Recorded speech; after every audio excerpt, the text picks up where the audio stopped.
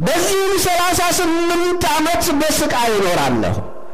መጻጉዕ የሚያነጋግረው ሕይወት በመሃል እጁ የተያዘ ሁሉንም መፈወስ የሚችል ሕያው አምላክ የዓለም አዳኝ የዓለም ፈዋሽ የሕይወት ጌታ ኢየሱስ ክርስቶስ እርሱ ራሱ መሆኑን አልተረዳም ነበር።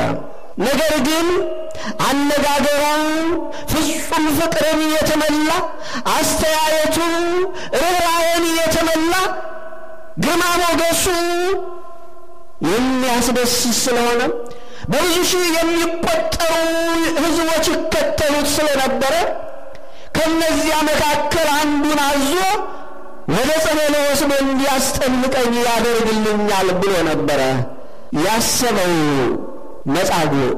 38 ዓመት የኖረውን ደዌውን በቅጽበት እንደሚያስወግድለት የድኅነት ቀኑ ያች እንደሆነች ቅጽበቷ እንደደረሰች የእግዚአብሔር ድኅነት እንዳያበበበት አላወቀም። ሁሉን ማድረግ የሚችለው እስመ አልቦ ነገር ዘይሳነው ለእግዚአብሔር አልጋህን ተሸከምና ተመላለስ አለው። ሌላ ምንም ውጣ ውረድ አልነበረም፣ ቀጠሮም አልነበረም። አልጋህን ተሸከምና ሂድ። መዳን የምትፈልግ ከሆነ አልጋህን ተሸከምና ሂድ፣ ተመላለስ።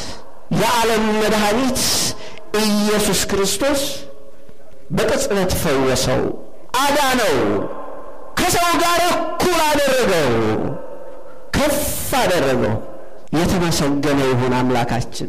አሁንም እያንዳንዳችን ሁላችንም ካለብን ሥጋዊም ሆነ መንፈሳዊ ሕመም ደዌ በቅጽበት ሊፈውሰን ፈቃዱ ነው። እያንዳንዳችንን እነሆ ልትድኑ ትፈልጋላችሁ ሆይ ይለናል። አዎ ጌታ ሆይ በትክክል የሚፈውሰን የሚያድነን አጥተን አዎ ባንተ ተማጽነናል። አዎ ጌታ ሆይ ልንለው ይገባል። እነሆ በምድር ላይ ልንድንበት የተሰጠን ሕያው ስም የኢየሱስ ክርስቶስ ስም ብቻ ነው። ቅድም በሐዋርያት ሥራ እንደሰማችሁት በቅዳሴው ላይ ዮሐንስና ጴጥሮስ በ9 ሰዓት ወደ ቤተ ክርስቲያን ወይም ወደ ቤተ መቅደስ ወደ ምኩራብ ለጸሎት ይሄዱ ነበረ ይላል ወንጌላዊ ሉቃስ በሐዋርያት ሥራ። በዚያም ከእናቱ ማኅፀን ገና ሲወለድ መራመድ መንቀሳቀስ የማይችል ሁለንተናው የሰለለ አንድ ሰው ነበረ። የመዳን ተስፋውን ፈጽሞ የቆረጠ በየቀኑ ሰዎች እየወሰዱ እነሆ የሚበላው እንዲያገኝ እንዲለምን በዚያ በቤተ መቅደስ ወይም በምኩራቡ በር ያስቀምጡት ነበረ። ወደዚያ የሚመጣውን ሰው እያየ እጅ እየተመለከተ የሚኖር መስራት የማይችል መንቀሳቀስ የማይችል በሰው እጅ የሚመገብ በሰው እግር የሚሄድ ሰዎችን ተስፋ የሚያደርግ እነሆ ዮሐንስና ጴጥሮስ የኢየሱስ ክርስቶስ ተወካዮች ስሙን ብቻ ሳይሆን ግብሩን ይዘው የሚጓዙ ዮሐንስና ጴጥሮስ ሲሄዱ ያ ሰው እነሆ ሳንቲም ይጥሉልኛል ከሌላው ከሚሰጠኝ የተሻለ ስጦታ ብዙ ገንዘብ ይሰጡኛል ብሎ እነሆ እርዱኝ አላቸው። አትለፉኝ፣ ያላችሁን ተዘከሩኝ አላቸው ይላል ቅዱስ ወንጌል። ሐዋርያው ቅዱስ ጴጥሮስም ምን አለው? እነሆ ወደኛ ተመልከት አለው። ወደኛ ተመልከት፣ ዓይንህን ወደኛ ትኩር አድርገህ ተመልከት አለው። ያ ሰው በዚህ ጊዜ አንድ ታላቅ ስጦታ ብዙ ገንዘብ ድህነትን አልጠበቀም። ሌሎቹ ከሚሰጡት ሳንቲም የበለጠ እንደሚሰጡት አሁን ከኪሳቸው ያወጣሉ ብሎ ሲጠብቅ እነሆ ብርና ወርቅ የለኝም፣ ብርና ወርቅ የለኝም፣ ነገር ግን ያለኝን ልስጥህ፣ በናዝሬቱ በኢየሱስ ክርስቶስ ተነስና ተመላለስ አለው ቅዱስ ጴጥሮስ። እነሆ ያ ሽባ ሆኖ የተወለደው እነሆ ቁርጭምጭሚቱ ሁሉ ጸና፣ ብድግ ብሎ መመላለስ ጀመረ። ኃያሉን አምላክ የማይሳነውን ሕያው አምላክ ይህንን ውድና ድንቅ የሆነውን ስጦታውን ሁሉ በነፃ ያለምንም ሳንቲም የሚያድል ለጋስ አምላክ ስለፈወሰው መዝለል ጀመረ። ዕድሜ ልኩን የናፈቀውን መሬት ይመላለስበት ጀመር። ኃያሉ እግዚአብሔርን ያመሰግን ይዘምር ጀመረ። ቅድም ወጣቶቻችን ሲዘምሩ ምን አድርጌለት ነው ጌታ እግዚአብሔር የወደደኝ? ብዘምርለትም ሲያንሰው ነው። መጻጉዕ ምን አድርጎለት ነበረ? ከ38 ዓመት ተስፋ መቁረጥ በቅጽበት የፈወሰው ከእናቱ ማኅፀን ጀምሮ ሽባ የነበረውን ምን አድርጎለት ነበረ? በነፃ እንዲመላለስ ያደረገው። ለዚህም ነው ነቢዩ ዳዊት በመግቢያችን እንዳየነው ምን ተአስዮ ለእግዚአብሔር በእንተ ኩሉ ዘገብረ ሊተ። አዎ ታዲያ ዳዊት ራሱን ብቻ ወክሎ አልነበረም የተናገረው።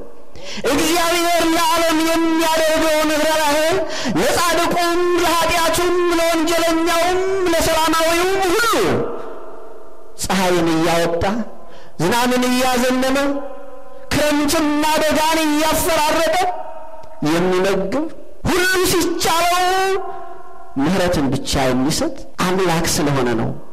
ታዲያ እያንዳንዳችን ለሚያደርግልን ውለታ ሁሉ ምን አይነት ተመጣጣኝ ስጦታ ነው የምንሰጠው?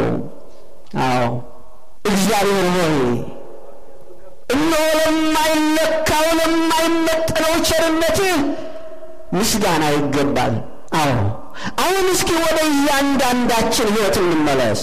እነሆ የመጻጉዕን ታሪክ አይተናል።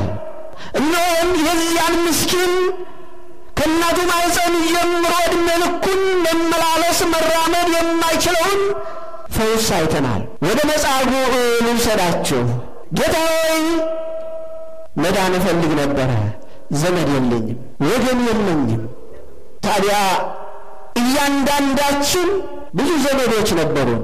እናት አባት ነበረን፣ እህት ወንድም ነበረን፣ የሚወዱን የሚያፈቅሩን በቅርብ የሚንከባከቡን ሰዎች ነበሩን።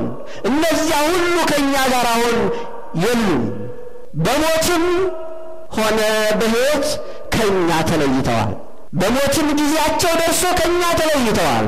ወይም በቦታ እኛ ባለንበት አገር የሉ ይሆናል።